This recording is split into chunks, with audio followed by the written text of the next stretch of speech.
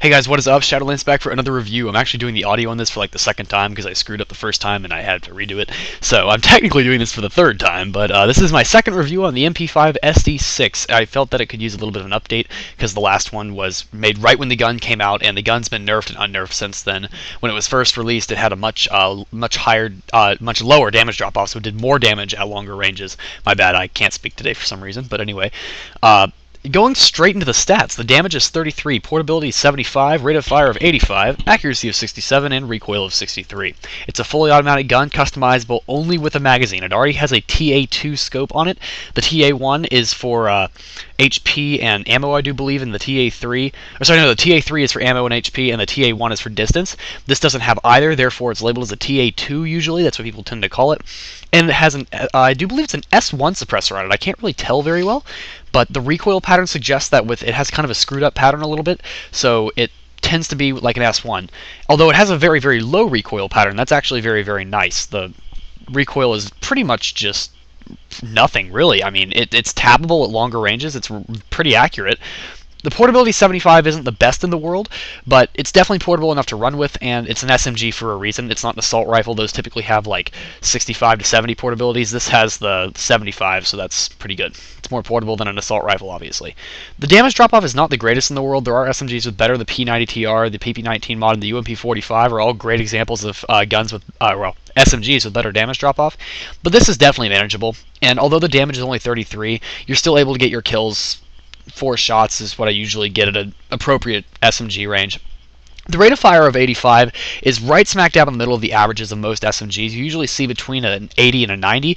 I do believe, if I remember correctly, the UMP is like a 79, I think. That's one of the lower fire rate guns, but I'm not 100% sure on that, so don't quote me.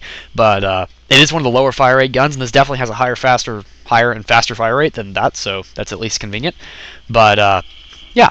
Ammo capacity is 30 of 90, which is standard for SMGs and most assault rifles, so that's pretty good. It's actually a really popular weapon. I see this gun being used quite a bit, to be completely honest. It's a very, very popular GP gun because it performs exactly on par, at least performance-wise, on par with the MP5 MOD, and I am pretty sure the stats are pretty much the same, to be completely honest, so I don't think there's even that much of a difference.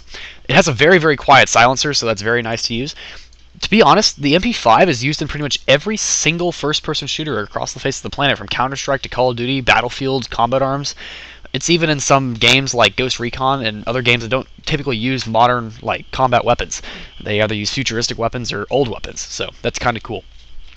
Other than that, there's not really a whole lot of to say. I mean, it's just a SMG that pretty much everyone knows exists. If you don't know about the MP5, you probably don't play first-person shooters, at least not often enough to say that you play them. So that's just my kind of personal opinion. It's actually a kind of expensive gun. It's 1200 GP for a day, topping out at about 6000 GP for a week. Not quite, a little bit under, but still. So that's kind of expensive even for an SMG. The spread doesn't get super big. It's definitely not the biggest in the world by a long shot, which is very nice, and the spread recovery is just mediocre. In general, outside of the silencer and the scope, it's a very mediocre gun. There's nothing super special about it that puts it out of the way that you would want to use it over any other gun. But what is really nice is the fact that it can excel on pretty much everything. It's decent at a medium range and close range, fast fire rate, silencer, scope. It's got everything you would want for a typical SMG. And the best part is it's GP, so it's very, very popular. I think it would have been better if they'd put a iTech scope on it, because I use this gun more for spraying than for tapping, although the gun is definitely tap fireable at longer ranges, so that's always plus. It's accurate enough that it can at least kind of do that kind of stuff, which is nice to say the least, so that's good. Accuracy of 67, I mean, it says that it has a really low accuracy. 67 is relatively low, even for an SMG, but I find that it's really not that low. I feel like that stat kind of lies a bit. I feel like that stat is not accurate at all, so it's much more accurate in scope. You can tap fire it, you can aim your headshots pretty well. Not perfectly, obviously, because it doesn't have perfect accuracy even while in scope, but accurate enough that you can count on it most of the time. I mean, obviously, if you have a sniper, you're going to take that over it for longer ranges. SMGs don't even have the range that a sniper does to begin with, so that should be a pretty obvious little answer. As far as an extended magazine 1 is always nice on MP5 series because the spread doesn't go much up past a certain point, and the recoil is super manageable. So an extended magazine 1 to even out the clip sizes would be preferable if you were to ask me. So, excuse me, that's just my personal opinion.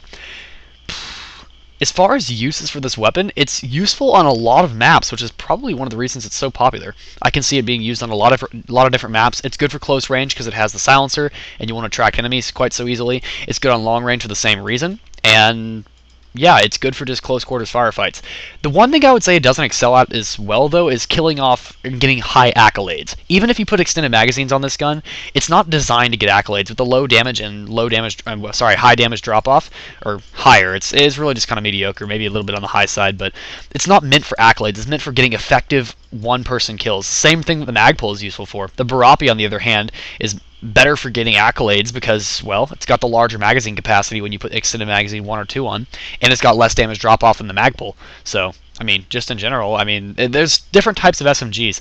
People typically categorize SMGs as like the power types or the fast fire rate, low damage types, and Barapi and Magpul both kind of fall into that high fire rate, high portability, low damage type, but they're each for different purposes. The Barapi is much better for accolades, but the Magpul is far better because you can put an S1 suppressor on it for getting individual kills. And I personally prefer the Magpul, but the Barapi is still a very nice part of my arsenal, and I really do appreciate it. The MP5 SD6 follows more along the line of the Magpul. That was me experimenting right there. That obviously didn't work very well, but maybe it would work the other way around, but not that way, apparently. So, but anyways, so just in general, it's a nice gun. I would suggest anyone who can try it out. I mean, I do believe it's available at Second Lieutenant 3. And as far as other guns that it's similar to, the MP5 Ross is available at Major 3, I do believe. The MP5 A4, it has the exact same stats as the MP5 A4, except that this one has a silencer and a scope, obviously. The MP5 Ross, portability gets a 2-point increase to the Ross variant. And the Ross variant also has the burst mode, and the recoil is lower to 61, so it's a 2-point lower on recoil. Not to mention the Ross you can put on the suppressor sights and magazine. To be honest, the MP5 Ross is possibly one of my favorite GP guns in the entire game. I love using it. It's incredibly OP. I would actually buy that from Perm for NX if I had the chance to. It's got the same ammo capacity and all that kind of stuff. Although it is available in the Miss G because it's above that Captain 4-ish rank, so you can actually get the Ross out of the Miss G, and I would highly suggest anyone who gets that to keep it. And honestly, I'm very jealous of anyone who gets their hands on the Centuron, because even though it's an older NX rare, it's one of the best ones in my opinion. That's about all the time I'm going to spend on the review today, guys. There was one topic I just wanted to point out, and anyone who's watching this later isn't really going to make that much of a difference, but just an announcement for right now. One of my admins outside the clan has actually passed away this past week in a car wreck during a blizzard. I don't know any more of the details than that, but one of my former admins, I was told about that, and obviously I'm really not very happy about that. She hadn't really been playing Combat Arms a whole lot recently. She kind of quit a while ago, and she was running a small clan for a short while, but she's no longer doing that. I'm pretty sure her boyfriend is hanging on to the account for right now. I'm not sure if he's going to play Combat Arms or not, or even be with the clan or anything, but just best wishes to you guys. I'm not going to put out any names or any IGNs, but her previous IGN was Asteria. Some of you knew her. She changed her name, so I don't feel bad giving out that name, but thank you guys for your condolences. But thank you guys. Shadolance out, and I'll see you guys in the next review. Bye-bye.